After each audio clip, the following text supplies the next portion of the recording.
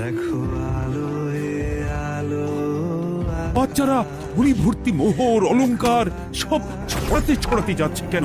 আর গোপালের হাত দুটোই বা ঘাট থেকে বেরিয়ে দুদিকে ঝুলছে কেন?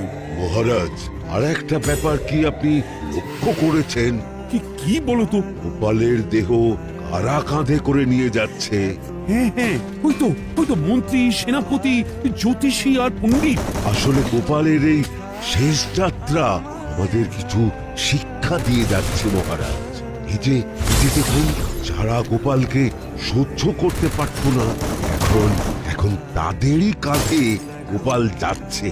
তার মানে শেষ পর্যন্ত কেউই কারোর শত্রু থাকে না, সবাই মান অভিমান ভুলে কাঁধে কাঁধ মিলিয়ে পার করে দেয়। তাই তো, এই দৃশ্য তো সেই কথাই বলছে। আর ওই যে মোহর আর অলংকার ছড়িয়ে যাচ্ছে, সেটাও বুঝিয়ে দেয় যে এই অর্থ, সমৃদ্ধি সবই ফেলে একসময় চলে যেতে হবে। কি ভীষণ সত্যি। তো খালি হাতও বুঝিয়ে দিচ্ছে, খালি হাতেই আমরা সংসারে এসেছিলাম আর খালি হাতেই আমাদের যেতে হবে।